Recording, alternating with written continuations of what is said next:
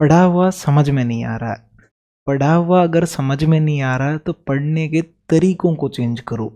पढ़ने के तरीके, जब पढ़ते हो तो कुछ नए तरीकों का यूज करो। कैसे? कि जैसे कि मान लो पढ़ा हुआ याद नहीं रह रहा, तो एक तो पढ़ते हो ना तुम आलसियों की तरह पढ़ते हो कि सर पैनल पीडीएफ दे दो, क्लासरूम नोट्स दे दो, ये नोट्स दे दो, वो नोट्स दे दो, बुक दे दो, ये दे दो। तो ये चीजें मत किया करो। एक तो नोट्स बनाया करो खुद के, प्रॉपर नोट्स बनाओ।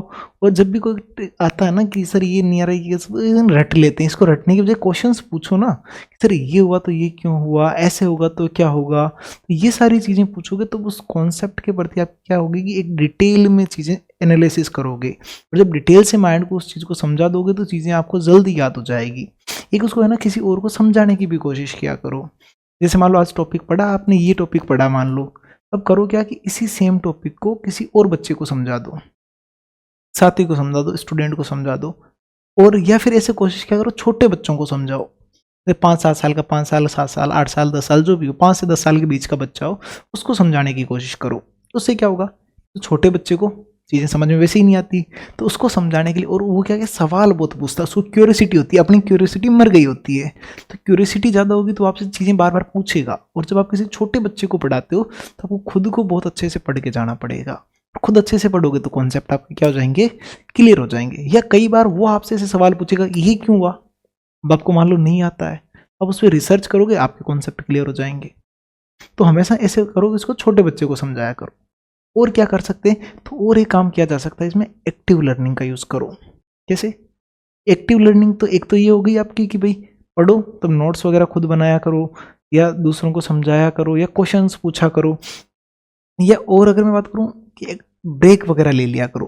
किसे पढ़ते हैं ना कि मैं 12 घंटे लाइब्रेरी में गया, 12 घंटे जाने की क्या जरूरत थी, कंटिन्यूस 12 घंटे 10 घंटे नहीं पढ़ना होता है। पढ़ते टाइम बीच में ब्रेक जरूरी है। अगर माइंड को ब्रेक नहीं मिलेगा तो माइंड एक टाइम के बाद थक जाता है। जैसे कैसे कि सर मान लो आधा घंटा पढ़ रही हो तो 20-25 मिनट पढ़ लिया, 5 मिनट का ब्रेक लिया, फिर 25 मिनट पढ़ा, फिर 5 मिनट का लिया। जरूरी नहीं है 25 मिनट ही लो, इसको ऐसे कर सकते हो आप, या 1 घंटे पे यूज कर सकते हो। 50 मिनट पढ़ लिया, 10 मिनट ब्रेक, 50 मिनट पढ़ा, 10 मिनट ब्रेक। अब ये मत कर देना सर 6 घंटे पढ़ लेते हैं फिर एक साथ ब्रेक ले लेते हैं, वो मत कर देना। फिर वही तरीके में 30 मिनट या 1 घंटे पे अप्लाई करना। हाँ छोटा करोगे, 20 मिनट करके 25 मिनट, 5 मिनट ब्रेक ले लोगे कोई दिक्कत नहीं, 40 मिनट करके ले लोगे कोई दिक्कत नहीं है। पर लगभग जो रेशियो वो इतना होना चाहिए, आधे घंटे में 25 मिनट पढ़ाई करो और 5 मिनट क्या कर लो, अपनी बातें कर लो। उसके बाद अगर मैं बात करूँ और क्या होना चाहिए, तो और एक चीज़ हमें होनी चाहिए, विजुअल लर्निंग।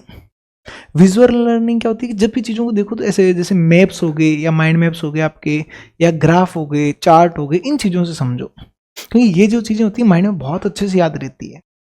कोई भी चीज़ देखी हुई होती है ना तो वो माइंड में जल्दी कैप्चर करती है। कि जैसे अब सर रीजनिंग में क्या माइंड मैप्स होंगे, रीजनिंग में तो कहीं नहीं होंगे ज़्यादातर, पर रीजनिंग में चीज़ों को बार बार देखोगे, लिखी हुई होगी, माइंड में क्लियर हो जाए। जस्ट ज्योग्राफी पढ़ रहे हो तो क्या करो कि भाई उसमें मैप से पढ़ोगे तो ज़्यादा, जैसे माइंड मैप में यहाँ कुछ मार्क है तो याद रहेगा, अरे यहाँ कौन सा राजस्थान आता, चलो ये चीज़ राजस्थान में होगी, यहाँ क्या आता है, फिर यहाँ साउथ का एरिया, बॉम्बे के आसपास का एरिया होगा तो बॉम्बे। ऐसे माइंड में जल्दी चीज़ें याद हो जाती है। चीज़ों के नोट्स वगैरह ऐसे क्रिएटिव टाइप के, कलरफुल टाइप के बनाया करो, इससे याद हो जाएंगे।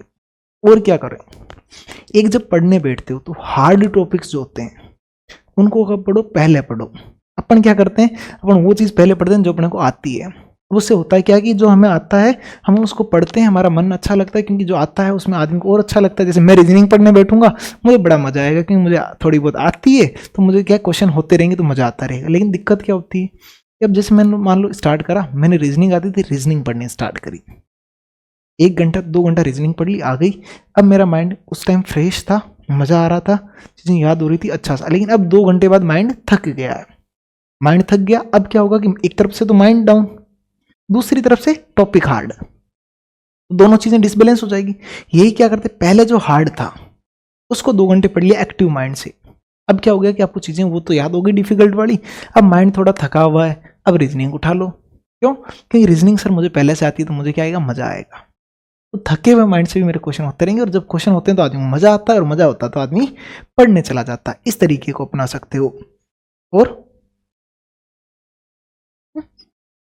हाँ, और अगर यूज करना तो और जैसे विजुअल तरीकों को यूज कर सकते हो, विजुअल लर्निंग कि भाई चीजों को होता है तो आप क्या कर सकते हो, सॉरी विजुअल तो अपने देख ही लिया, रिकॉल कर सकते हो चीज़ों को। रिकॉल कैसे कि भाई जैसे मान लो कि कोई चीज़ आज पढ़ी है ये, तो जैसे मैं कहता हूँ कि हर दिन याद करो, तो जैसे स्टार्टिंग में क्या करो कि हर 24 घंटे बाद चीज़ों को याद कर लो।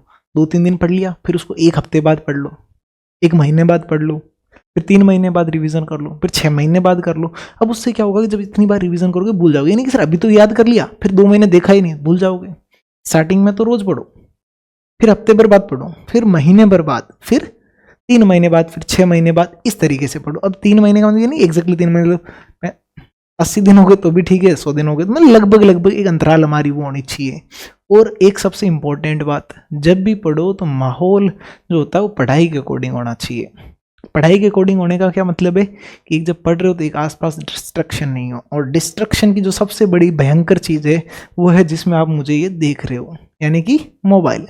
मोबाइल को हमेशा दूर रखो, और दूर भी कैसे रखो, साइलेंट में, फ्लाइट मोड में कर दो, और उसको ऐसी जगह रख दो कि जहाँ से जाने की इच्छा भी ना हो, जहाँ से दिखे भी नहीं। मोबाइल पास में होगा, डिस्ट्रक्शन 100% होगा। थोड़ी देर बाद लगे अरे देख लेते हैं बाबू का मैसेज आया कि नहीं आया, ये लो मम्मी का आ गया, पापा। देखो वो सारी चीज़ें अपनी जगह सही होती है, ज़रूरी भी होती है, लेकिन जब कोई भी काम करो तो उसे पूरी ईमानदारी से करो। पढ़ो तो उसको मतलब ऐसे पढ़ो कि अब सारी सारी चीज़ें अपने क्लियर हो जाएं। वरना क्या होगा कि मान लो पढ़ने बैठे, एक लाइन पढ़ा, इतने में बाबू का मैसेज बजा, चलो 5 मिनट बाबू से बात कर लेते हैं। अब वो 5 मिनट कब 50 मिनट में बदलेंगे पता नहीं। एक रील देख लेते हैं, मैं खुद रीलें देखता हूँ, मुझसे ज़्यादा एडिक्ट कोई नहीं होगा, पर एक रील देखने के बाद कब 100 रीलें स्क्रॉल होती मुझे आज तक नहीं पता चला। तो इसलिए ये चीज़ें ज़रूरी है। जब भी पढ़ना, हाँ चलाओ रीलें देखो, बुरा नहीं है, सब चीज़ अच्छी है, हर चीज़ अपनी जगह ज़रूरी भी है, रीलों से भी ज्ञान प्राप्त होता है। तो पर ज़रूरी मेन चीज़ ये है कि जब पढ़ रहे हो तो सिर्फ पढ़ो, जब रीलें देख रहे हो सिर्फ रीलें देखो। ये नहीं रीलें देखते देखते पढ़ाई कर लो तो वो हाँ वहाँ अच्छा है, बुरा नहीं है। जैसे होता ना एक एड चलता था कि मम्मी पढ़ते पढ़ते टीवी देख लूँ क्या, हाँ बेटा देख ले, लेकिन वही टीवी देखते देखते पढ़ लूँ वो ज़्यादा अच्छा है। क्यों मम्मी कि अरे हाँ टीवी देख रहा है मतलब पढ़ भी रहा है साथ में, क्योंकि पढ़ते पढ़ते टीवी देख लो, हाँ पढ़ाई कर रहा है और टीवी देख लो, और पढ़ तो वैसे ही नहीं रहता है। चीज़ों को मतलब एक होता है ना चेंजिंग, भाई रीलें देखते देखते तो पढ़ाई मत, पढ़ते पढ़ते तो रीलें मत देखो, लेकिन रीलें देखते देखते क्या कर लो, माइंड में चीज़ें देख रहे हो, कुछ चीज़ें देखी, मान लो रील देखी कुछ, अच्छा ये चीज़ हो रही, इससे पॉलिटी का क्या संबंध है, इसका ज्योग्राफी से क्या संबंध है, तो वैसी चीज़ें कर सकते हो। हालांकि एंटरटेनमेंट जब करो, मैं तो कह रहा हूँ दिल खोल के एंटरटेनमेंट करना चाहिए, पर फिर भी अगर तुम उसको पढ़ाई से कनेक्ट करना चाहो तो कर सकते हो। ये पढ़ाई में दूसरी चीज़ों को कनेक्ट मत किया करो, वरना पढ़ाई तुम्हें किसी और के साथ कनेक्ट कर देगी। ठीक है, ये जरूरी है। बाकी पढ़ते रहो, पढ़ने में ध्यान दो, ये तो होगी। ठीक है, चलिए आगे देखो अब।